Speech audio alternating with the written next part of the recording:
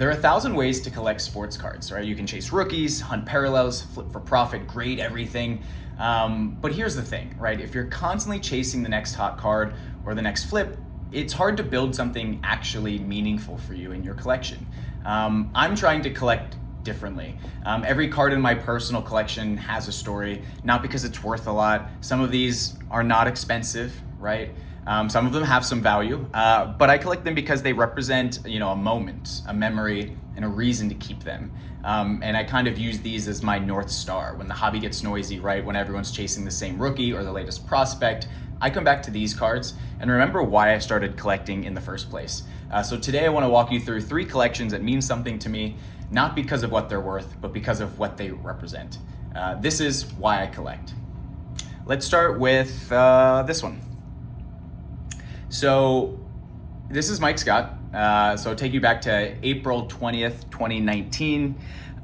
Game 4, Sixers versus Nets, first round of the playoffs. This was my first playoff game ever. It was first game the Sixers played in New York in the playoffs while I started living there. And I invited my brother to come up from Pennsylvania to watch the game with me. So we're in Brooklyn, hostile territory, Nets fans everywhere. Middle of the game, Jared Dudley's taunting Ben Simmons. Eventually it escalates into Jimmy and Dudley kind of getting into a fight below one of the stanchions, kind of going into the camera pit, and they both get ejected. So a big loss for the Sixers. We had just gotten, Tobias, Jimmy, Mike Scott is a part of some of these trades. The crowd's, going absolutely insane. Nets go up 1 or 2 late, and Mike Scott ends up hitting a kick-out 3, I think, from Joel to win the game.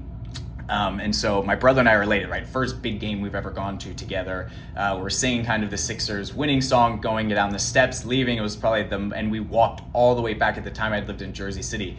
We walked from Brooklyn across the bridge all the way back into the financial district, and then, took the path back home. And we were just so high on that sense of dopamine of winning and what that meant to us. And you fast forward now, 7 years later, we've gone to, probably 30 plus games. We've traveled across the country to see Sixers games.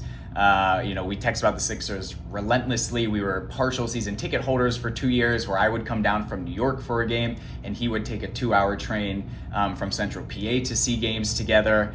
And we made it a tradition, and we were at the game when Joel won his MVP and got that trophy. And so this entire, beautiful relationship with my brother and the shared passion for the Sixers, which, does not return the favor to us in a positive light, really started with Mike Scott. And I think what's so cool about this card is you don't see a lot of them with him in his white headband. And he was kind of notorious for wearing the headband as a Sixer. And this was one of the only graded cards and really the only signed cards that I could find where he was wearing the white headband, which he was wearing the night of that game as well. And so that's kind of going to kick off this, why I collect episode. Secondly, we'll go to Allen Iverson, and I think I'm one of many who can say that Allen Iverson was a big aspect in their childhoods, especially growing up in the 90s, early thousands, and kind of getting introduced to basketball through the lens of Allen Iverson, a guard who, probably similar heights to where some of us have gotten to in our later years, but just carried such charisma, such moxie, and really, just so much confidence. Just loved the way he carried himself, his story and upbringing, being one of the best high school quarterbacks in the country, and then going to Georgetown and then leading the Sixers, basically where he was the only offensive, weapon there to the finals. Obviously has that massive step over of Tyronn Lue after a jumper. I think to this day, if I'm playing in a basketball league or whatnot, and I get to choose my jersey number, there is probably a 95% chance if number 3 is available, I'm absolutely, taking it. Basketball has been a huge part of my life, and I would have to credit a lot of that to Allen Iverson, and just my experience as a Sixers fan growing up. And then lastly, I only have 2 cards of Saquon right now. I am chasing his rookie from Score, that has him in the Penn State jersey, but I'm a Penn State grad. I graduated in 2017, so I actually overlapped a lot at Penn State. With Saquon, he remained, I think, a year or 2 at least after I graduated. But while I was at Penn State, I was also an intern for a strategic communications department. And so what this meant was I did a lot of, or helped run a lot of James Franklin's weekly press conferences. I was in the press box for most home games, or I was on the field, and so I interacted with Saquon quite a lot. I also was a communications major, which many athletes in college are as well. And so I had classes with Saquon, and I just have to say he is what everyone says, who's been close to him, about him, is that he's just so easy to root for. Like, he is one of the nicest human beings you will come across, a super genuine guy. And he was kind of like the guy where if other of his teammates didn't have pencils for class, like he would help them out. He was always, always with a smile on his face, and just so easy to root for. And obviously, again, contributed to so many positive memories for me coming through Penn State, and then my first few years as a graduate, being able to watch him continue his story. Of course, then he gets drafted by the Giants, comes to New York, and so then all of the city kind of enjoys Saquon, so I get to kind of bask in that. And then one area where my brother and I did diverge in our rooting interest is I was born and raised a Steelers fan. He's an Eagles fan. And so it's been, kind of neat now, Saquon being on the Eagles, seeing a tremendous success last year, as defined by the Cards, the Offensive Player of the Year, and then him breaking the single season rushing record in the Super Bowl. This is obviously with playoffs included for that. It's just been really neat now being able to root for Saquon basically through his entire adult career as well.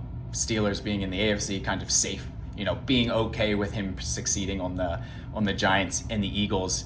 And man, it's just, it's just fun to root for. Instead, I'm trying to build out all of these guys still, and just find some different core memories. I love this one in particular. It's actually a misprint, where they did not put his name, or for Allen Iverson, his name or the Sixers on the card.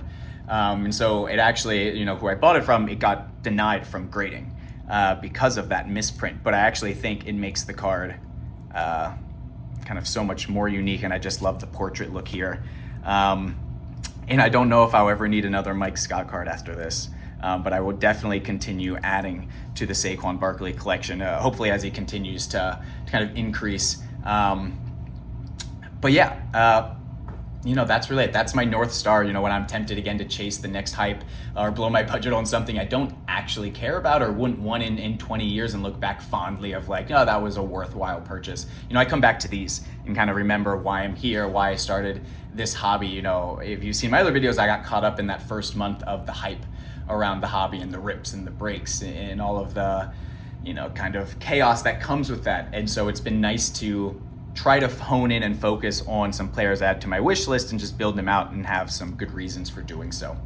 So if you're building a personal collection, I'd encourage you to find your North Star too, right? It doesn't have to be the same as mine, obviously. I would say 99 out of 100 times, they won't overlap at all. Maybe it could be your hometown team, right? Maybe it's players who inspired you as a kid. Maybe it's a specific set or era. I see a lot of people collect red, white, and blue prisms of Josh Allen or Keon Coleman of their teams, right? Cards that are, a little bit more accessible too, that you can kind of build out as big of a rainbow as you want of them. But just find the thing that makes collecting meaningful to you, not just profitable. And really, that's why I collect. Please let me know in the comments kind of what your North Star is, what keeps you grounded in this hobby. I'd love to hear, and I'll keep my eye out if I see any of those cards and reach out, if there's some overlap there. But thanks for watching. I'll see you in the next video.